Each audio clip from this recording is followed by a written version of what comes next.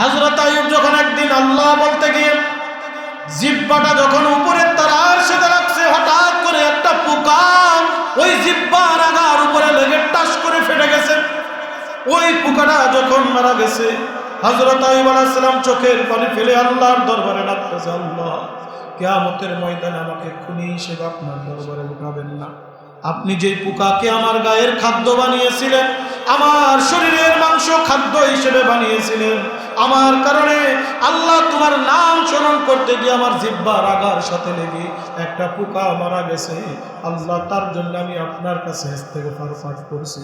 একদিন কিতাবের ভিতরে লেখে এইরকম পোকাগুলো কিছু কিছু পোকা গায়ের থেকে পড়ে নিচেই পড়ে যাচ্ছে। হযরত আইয়ুব আলাইহিস সালাম চোখের পানি ফেলে ওই পোকা ধরে ধরে নিজের গায়ের ভিতরে দিচ্ছে আর ডাক দিয়ে বলতেছে, পোকারে চলে যাস কে, তোর খাবার তো আল্লাহ তাআলা আমার ভাইয়ের মাংসের ভিতরে গোশতের ভিতরে রেখে দিয়েছে। কঠিনতম কঠিন পরীক্ষা আল্লাহ তাআলা রোগ দিয়ে অসুস্থতা দিয়ে আল্লাহ তাআলা পরীক্ষা নিয়েছিলেন হযরত আইয়ুব আলাইহিস সালামকে। খুতবার ভিতরে আমি যে আয়াত তেলাওয়াত করেছি, আল্লাহ পাক রব্বুল আলামিন নবী আলাইহিস সালাতু ওয়াস সালামদের নামের উপরে একটা সূরা নাযিল করেছেন, যে সূরাটার নাম হলো সূরাতুল আম্বিয়া। 17 নম্বর পারার 230 নম্বর পৃষ্ঠা, 8 নম্বর 17 নম্বর পারার 8 নম্বর পৃষ্ঠা। কুরআনুল কারীমের 114টা সূরার মধ্যে 21 নম্বর সূরা সূরাতুল আম্বিয়া। সূরাতুল আম্বিয়ার 83 নম্বর আয়াত থেকে আল্লাহ পাক রব্বুল আলামিন হযরত আইয়ুব আলাইহিস সালাতু ওয়াস সালামের ঘটনা বর্ণনা করেছে। আমরা জানি আইয়ুব আলাইহিস সালামকে কেমন রোগ আল্লাহ তাআলা দিয়েছিলেন। সমস্ত শরীরের ভিতরে আইয়ুব আলাইহিস সালামের পোকা ধরে গিয়েছিল, ঘা হয়ে গিয়েছিল।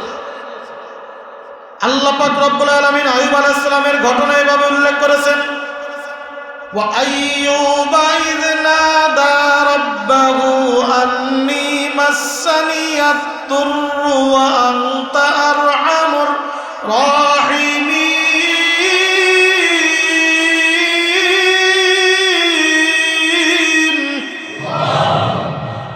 এবং শুরুতে আল্লাহ পাক রব্বুল আলামিন এই আইয়ুব আলাইহিস সালাতু ওয়াস সালামের যে কথাগুলি আল্লাহ তাআলা উল্লেখ করেছেন, আল্লাহ পাক রব্বুল আলামিন বলেন, আমি আইয়ুবকে এমন পরীক্ষা নিয়েছি যেরকম পরীক্ষা দুনিয়ার মধ্যে আর কাউকে আমি নেই নাই। আল্লাহ তাআলা কুরআনুল কারীমের আরেকটি সূরার মধ্যে শুরুর ইতিহাস উল্লেখ করেছেন, সূরাতুস সাদ 23 নম্বর পারার 38 নম্বর সূরা। আল্লাহ পাক রব্বুল আলামিন হযরত আইয়ুব আলাইহিস সালাতু ওয়াস সালামের ঘটনা এর মধ্যে উল্লেখ করে দিয়েছেন। সূরাতুস সাদের মধ্যে আল্লাহ পাক রব্বুল আলামিন হযরত আইয়ুব আলাইহিস সালাতু ওয়াস সালামের ঘটনা বর্ণনা করতেছেন এভাবে। কুরআনুল কারীমের 23 নম্বর পারা 14 নম্বর পৃষ্ঠা, মূল কোরআনের 456 নম্বর পৃষ্ঠা 23 নম্বর পারার মধ্যে আল্লাহ তাআলা বলেন, ওয়াজকুর আবদানা আইয়ুব ইয নাদা রাব্বাহু আন্নী মাসসানিয়াশ শাইতানু বিনুসবিন ওয়া আযাব।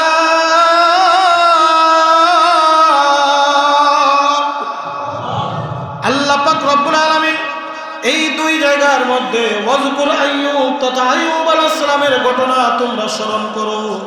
আজকে একটু মুসিবত আসলে আমরা হাউতাশ করতে থাকি, কথা বলেন ঠিক কিনা?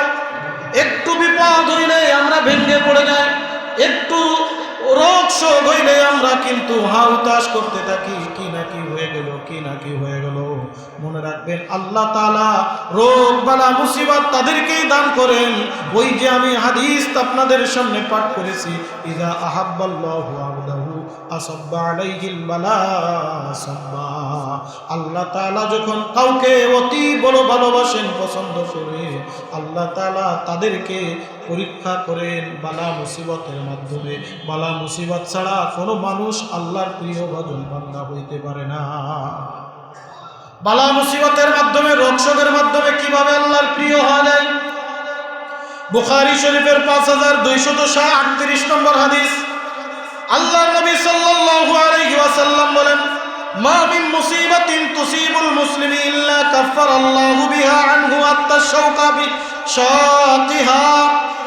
আল্লাহর নবী বলেন, আমার কোন উম্মতের উপরে কোনো মুসিবত আসে না, কিন্তু যখনই কোনো মুসিবত আসে আল্লাহ পাক রব্বুল আলামিন ওই মুসিবতকে উত্তম কোন কিছুর বিনিময়ে আল্লাহ তাআলা পরিপূর্ণ করে দেন।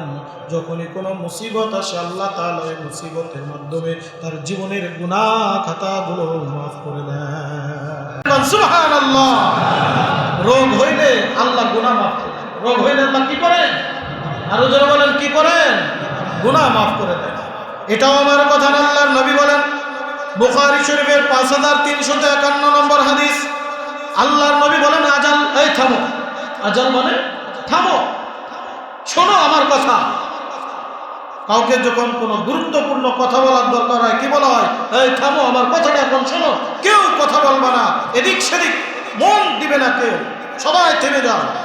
মা মিন মুসলিমিন ইউসিবিহু আযাম, আল্লাহর নবী বলেন, আমার কোন উম্মতের উপরে যখনই কোনো মুসিবত এসে যায়, যখনই কোনো বিপদ এসে যায়, যখনই কোনো কষ্টদায়ক জিনিস আছে, রোগ শোক বালা মুসিবত আসে, ইল্লা হাত্তাল্লাহু আনহু খাতায়া, আল্লাহ তাআলা তার জীবনের গুনাহ খাতাগুলো তার আমলনামার থেকে মিটায়া দেয়। হাত মানে মিটায়া দাও। হাত মানে কি? মিটায়া দাও, অর্থাৎ মুছে ফেলা, মুছে ফেলে দাও। আমার আমলনামার ভিতরে গুনাহ ছিল, এই গুনাহটা আর থাকবে না, আমলনামা সাদা হয়ে যাবে। যেখানে গুনাহ ছিল এই গুনাহটা সাদা হয়ে যাবে। এখন প্রশ্ন আসতে পারে, যেটা লেখা হয়ে গেছে ওটা সাদা হয় কেমনে? বর্তমান সময়ে উদাহরণ দেওয়া বর্তমান বড় সহজ। বর্তমান দেখবেন অনলাইনে বা অফলাইনে বিভিন্ন জায়গায় এক প্রকার খাতা পাওয়া যায়, যে খাতাটার নাম হলো ম্যাজিক খাতা। কি আছে না নাই? ম্যাজিক খাতা পাওয়া যায়। কলম দিয়ে লেখার 10 সেকেন্ডের ভিতরে আবার ওই জায়গায় উধাও। দেখছেন না আপনারা? কলম দিয়ে লিখছেন, 10 সেকেন্ডের মধ্যে আপনার ওই জায়গাটা উধাও হয়ে গেছে, মনে হচ্ছে এখানে আর কিছুই লেখা ছিল না। ম্যাজিক খাতায় বর্তমান সব থেকে বড় উদাহরণ। আল্লাহ তাআলা যখন বলবে, কলম তুমি লিখেছো, ও কলম তুমি যখন লিখলে, তোমাকে লেখার অনুমতি দিছি, তুমি এখন এখান থেকে চলে যাও, আমার বান্দাকে মুসিবত দিয়ে আমি আল্লাহ তার গুনাহ মিটায়া দিলাম। এই জন্যে রোগ হলে, বালা মুসিবত হলে, এটা কি আল্লাহর কাছে শুকরিয়া আদায় করব নাকি আমরা হাওতাস করব? শুকরিয়া আদায় করব। আল্লাহ তুমি আমাকে মহব্বত করে রোগ দিয়েছো, আল্লাহ তুমি এই রোগের মাধ্যমে আমার গুনাহ মাফ করে দাও। জোরে বল সুবহানাল্লাহ। কেমন করে আল্লাহ তাআলা গুনাহ মিটায়া দেন? আল্লাহ তাআলা একটা, আল্লাহর নবী একটা উদাহরণ দিয়েছেন, কামা তাহাতু ওয়ারাকাশ শাজারা। আল্লাহর নবী বলেন, দেখেন কিছু কিছু গাছ আছে, যে গাছে এক সময় পাতা দিয়ে ভরপুর ছিল, সবুজ সবুজ ছিল, যখন শীতের সিজন চলে আসে দেখবেন একটা দুইটা করে পাতা ঝরতে ঝরতে ঝরতে ঝরতে ওই গাছটা পুরো একেবারে টাক হয়ে যায়, একটা পাতাও থাকে না। কি বলেন, কথা ঠিক কিনা? আছে না এরকম গাছ? একেবারে একটা পাতাও থাকবে না, সব সব মনে হয় গাছটা মারা গেছে, আবার কিছুদিনের মধ্যে দেখবেন নতুন করে পাতা গজানো শুরু করছে। কথা বলেন ঠিক কি ঠিক না?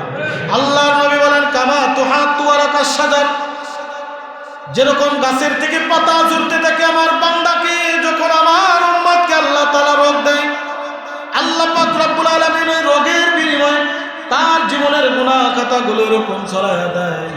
এমনকি একটা গাছের যেরকম মোটেবার কোনো পাতা থাকে না, ওই রকম ভাবে আমার উম্মতের আমলনামার ভিতরে মোটেও আর কোনো গুনাহ থাকবে না। ওই গুনাহের জায়গাটাও আল্লাহ তাআলা কাফফারাল্লাহু বিসাইয়্যাতিহি বিল হাসানাত, আল্লাহ তাআলা ওই গুনাহের জায়গাটাও নেকি দিয়ে পরিপূর্ণ করে দেয়। আমরা তো মানুষ রোগী দেখতে যাই, কি বল, কথা ঠিক কিনা? একটা মানুষ যখন রোগী হয় তখন ওই দেখতে আসা লোকের কারণে আরো বেশি রোগী হয়ে যায়। কি কথা ঠিক না? একটা মানুষ যখন অসুস্থ হয়, মানুষ তাকে এমন ভাবে দেখতে যায়, দেখতে গিয়ে আরো রোগী বানায় ফেলা বেশি।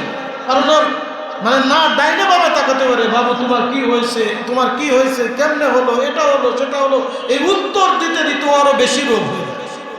যেমন একটা রুগীকে হাসপাতালে নিয়ে গেলে রুগী হয়তো বা সুস্থ হয়ে আসে, কিন্তু যে লোকটা সাথে যায় ও আবার রোগ নিয়ে ফেরে। কি বলেন, কথা ঠিক কিনা? এই জন্য আমরা রোগীর কাছে যাই।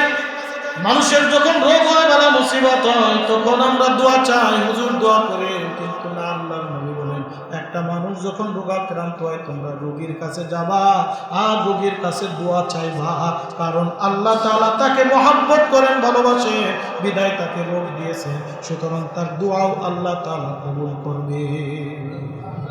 রোগীর কাছে দোয়া চাবেন, আপনি আমার জন্য দোয়া করেন, আল্লাহ আমারে রোগ দিচ্ছে না আপনারা দিচ্ছে, তার মানে আল্লাহ আপনাকে ভালোবাসে, আমার জন্য দোয়া করেন। এরকম যদি আমাদের সমাজে চাই, তুমি যদি ইয়ারকি মারাজ জায়গা পাও না, এমনি রোগে মরতেছি, আবার পাও আল্লাহ তোমারে দেশে আমারে দিল না, কিন্তু না,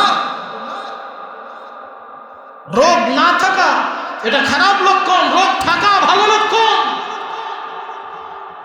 আমাদের সমাজে কিছু লোক আছে যদি বেশি মুসিবতে পড়ে দেয়, হুজুররা মুসিবত শেষ না, এত নামাজ পড়ে, এত ইবাদত করে, এত বন্দেগী করে, কিন্তু এই লোকটার এত বিপদ তো কাটে না, আল্লাহ তার উপরে রাজি না। না, আল্লাহ রাজি বলেই তাকে রোগ দিয়েছে, আল্লাহ খুশি বলেই তাকে বিপদে ফেলাছে। জোরে বলেন সুবহানাল্লাহ।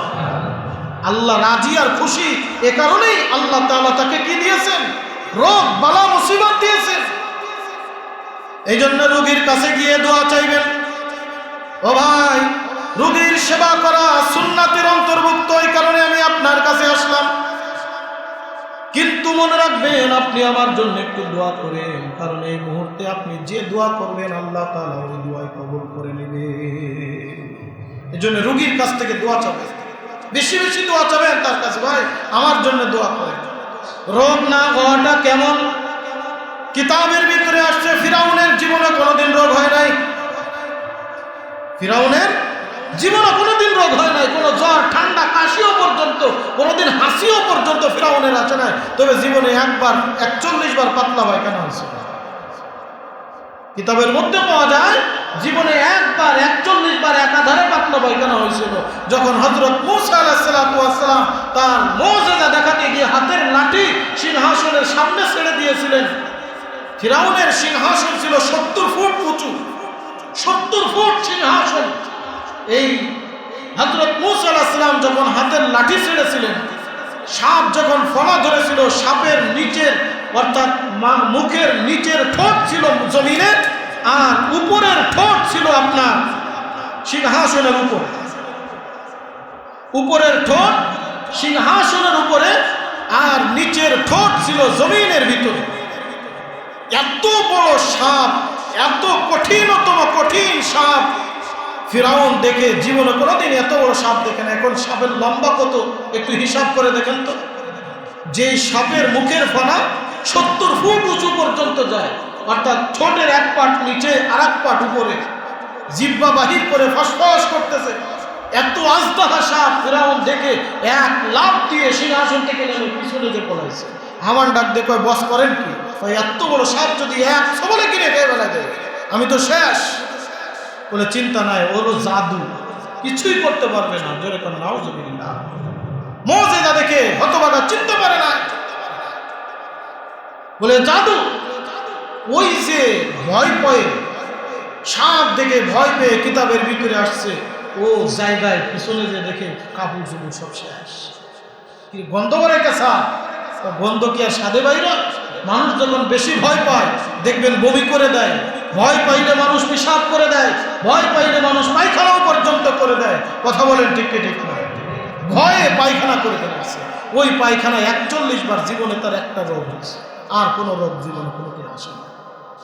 এই কারণেই আল্লাহ পাক রব্বুল আলামিন এই ফিরাউনকে যে ওই যে রোগের কারণে ওই সময় ফিরাউন আল্লাহর কাছে দোয়া করেছে, আল্লাহ জানি রোগ দেশো, তুমি আমার মহব্বত করে ফেলাইছো, আমার দ্বারা এই কাজ করাও, 4টা কাজ পাশ করে এনেছিলেন। এটা অন্য দিকের আলোচনা, ওদিকে আমি যাব না।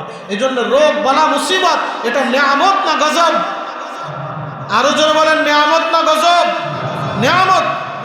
আল্লাহর নবী সাল্লাল্লাহু আলাইহি ওয়াসাল্লাম বলেন, মানুষ যখন বিপদগ্রস্ত হয়ে যায়, মানুষ যখন, আমার উম্মত যখন এরকম ভাবে অভাবের ভিতরে পড়ে যায়, সে যদি অভাবের ভিতরে আমি আল্লাহকে মহব্বত করতে পারে, ভালোবাসতে পারে, আমার আল্লাহর গুনাহগান গাইতে পারে, আল্লাহর কাছে তাওবা ইস্তিগফার করতে পারে, আল্লাহর কাছে মাফ চেয়ে নিতে পারে, আল্লাহর কাছে ক্ষমা চেয়ে নিতে পারে, আল্লাহ পাক রব্বুল আলামিন ডাক দিয়ে বলে, বান্দা বিপদ দিলাম, মুসিবত দিলাম, কিন্তু আমি আল্লাহরে তুই ভুলস নাই, বিপদ দিলাম মুসিবত দিলাম, আমি আল্লাহকে তুই ভুলে যাস নাই। বান্দা শোন, আমি আল্লাহ তোর জীবনের সব গুনাহ মাফ করে দিলাম।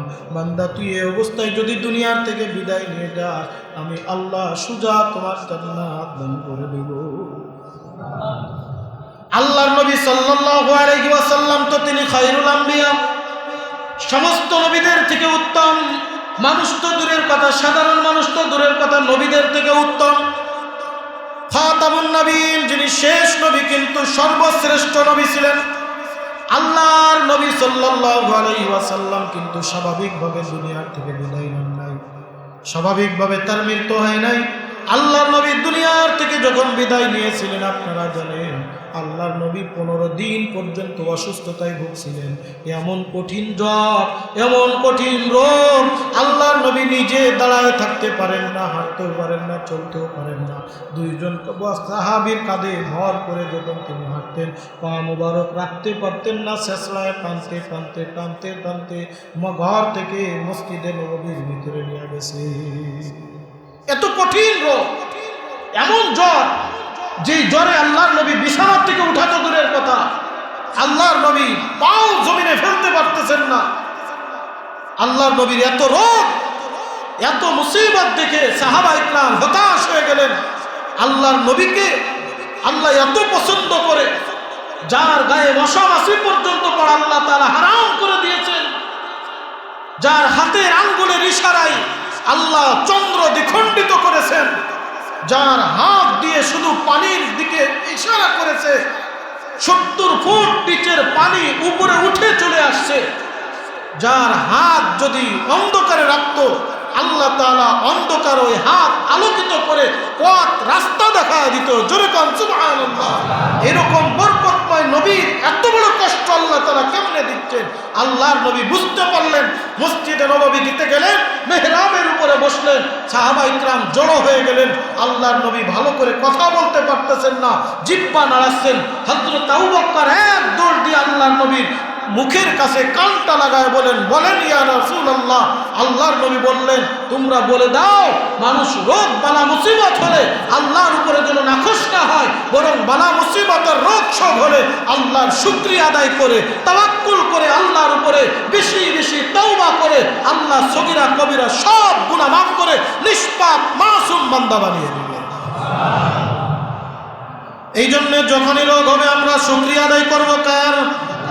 তওবা করব কার কাছে?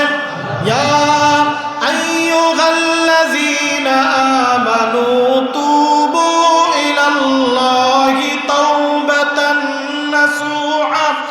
আল্লাহ পাক রব্বুল আলামিন ডাক দিয়ে বলে, বান্দা তুমি আমার কাছে খাঁটি দিলে তওবা করো, আমি আল্লাহ তাআলা তোমার জীবনের সব গুনাহ খাতাগুলো মাফ করে দিব।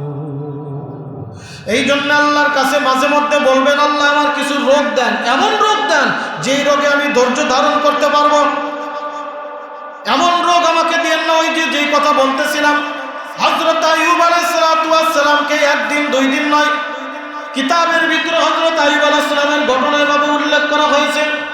আল্লাহ পাক রব্বুল আলামিন বলেন, ওয়া আইয়ুবা ইয নাদা রাব্বাহু আন্নী মাসসানিয়াদ দুরর ওয়া আনতা আরহামুর রাহিমিন।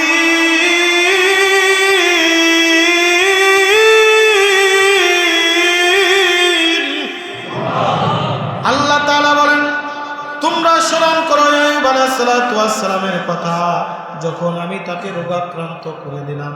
কতদিন পর্যন্ত রোগ ছিল, কেমন রোগ ছিল? আপনারা ইতিহাস ঘটনা কম বেশি জানেন। সমস্ত শরীরের ভিতরে পোকা ধরে গিয়েছিল, সমস্ত শরীরের ভিতরে ঘা থরথর করতেছিল, মাথার চান্দু থেকে শুরু করে পায়ের তলা পর্যন্ত এমন কোন স্থান, জাররা পরিমাণ স্থান বাকি ছিল না যেই জায়গাটায় পোকা মাকড়ে ভরপুর ছিল না। এরপরে আইয়ুব আলাইহিস সালাম আমার আল্লাহকে ভুলে নাই। কিতাবের ভিতরে আসছে হযরত আইয়ুব আলাইহিস সালামের 11টা সন্তান ছিল, কোন কোন কিতাবের ভিতরে আসছে 21টা সন্তান ছিল। পৃথিবীর মধ্যে ওই সময়কার সব থেকে ধনী ছিল, টাকা সব ফুরায় গেল, অর্থ ফুরায় হয়ে গেল, সন্তানাদি সব দূরে সরে গেল, পরিবারের লোকজন কেউ আর তার কাছে নাই, একটা মাত্র বিবি হযরতে রহিমা আলাইহিস সালাতু ওয়াস সালাম শুধুমাত্র তার কাছে, সমস্ত বিবিরাও পর্যন্ত তার থেকে দূরে সরে গেল। পরিবারের লোক আর এলাকার ভিতরেও রাখলো না, জঙ্গলের ভিতরে ফালায় দিয়ে রেখে আসা হলো। আইয়ুব আলাইহিস সালাতু ওয়াস সালামের পরেও আমার আল্লাহর চোখের পানি ফেলায় ডাকে, ওগো আল্লাহ, আমাকে আপনি পরীক্ষা নিচ্ছেন, পরীক্ষা নেন, কিন্তু আমি যেন সবর করতে পারি, ধৈর্য ধারণ করতে পারি। কিতাবের ভিতরে লেখে হযরত আইয়ুব আলাইহিস সালাতু ওয়াস সালাম প্রতিদিন 1000 বার আল্লাহ আল্লাহ বলে জিকির করতেন। সুবহানাল্লাহ। হযরত আইয়ুব যখন একদিন আল্লাহ বলতে গিয়ে জিহ্বাটা যখন উপরে তার আরশে রাখছে, হঠাৎ করে একটা পোকা ওই জিহ্বার আগার উপরে লেগে টাস করে ফেটে গেছে। ওই পোকাটা যখন মারা গেছে, হযরত আইয়ুব আলাইহিস সালাম চোখের পানি ফেলে আল্লাহর দরবারে ডাকতেছে, আল্লাহ, কিয়ামতের ময়দানে আমাকে খুনি হিসেবে আপনার দরবারে উঠাবেন না। আপনি যেই পোকাকে আমার গায়ের খাদ্য বানিয়েছিলেন, আমার শরীরের মাংস খাদ্য হিসেবে বানিয়েছিলেন, আমার কারণে আল্লাহ তোমার নাম স্মরণ করতে গিয়ে আমার জিহ্বার আগার সাথে লেগে একটা পোকা মারা গেছে। আল্লাহ, তার জন্য আমি আপনার কাছে ইস্তেগফার পাঠ করছি। একদিন কিতাবের ভিতরে লেখে এইরকম পোকাগুলো, কিছু কিছু পোকা গায়ের থেকে পড়ে নিচেই পড়ে যাচ্ছে। হযরত আইয়ুব আলাইহিস সালাম চোখের পানি ফেলে ওই পোকা ধরে ধরে নিজের গায়ের ভিতরে দিচ্ছে আর ডাক দিয়ে বলতেছে, পোকারে চলে যাস কে, তোর খাবার তো আল্লাহ তাআলা আমার ভাইয়ের মাংসের ভিতরে, গোশতের ভিতরে রেখে দিয়েছে। এত আমার আল্লাহকে ডাকে, আল্লাহ তাআলা ডাক দিয়ে বলেন, ও আইয়ুব, তুমি যখন আমাকে এত সুন্দর করে ডাকলা, আমি আল্লাহকে ভুলে দাও নাই। দুনিয়ার অর্থ ছিল, অর্থ নিয়ে নিলাম, দুনিয়ার ক্ষমতা ছিল, ক্ষমতা নিয়ে নিলাম, সন্তানাদিও নিয়ে নিলাম, বিবিদেরকেও নিয়ে নিলাম। আল্লাহর কাছে ডাক দিয়ে বলে, আনতা আরহামুর রাহিমিন, ওগো আল্লাহ, তুমি দয়ালু, তুমি যা ইচ্ছা তাই করতে পারো। আমার এখনো জান আছে, হায়াত আছে। আল্লাহ, আমার জিহ্বা দিয়ে আমি যে তোমারে ডাকতে পারতেছি, এই নিয়ামতের শুকরিয়া যদি কিয়ামত পর্যন্ত করি, ওগো আল্লাহ, এই শুকরিয়া আদায় করে শেষ করতে পারবো না। ও রব্বুল আলামিন, এর থেকে বড় নিয়ামত আমি কি চাই? আমার বয়স প্রায় 70 থেকে 80, এতকাল পর্যন্ত আমি ভালো ছিলাম, আর মাত্র 2-4-5 বছর পর্যন্ত আপনি আমাকে এরকম ভাবে অসুস্থ রেখেছেন, তার জন্য আমি না শুকরিয়া আদায় করতে পারি না। আপনি তো দয়ার আল্লাহ, আপনি তো মায়ার আল্লাহ।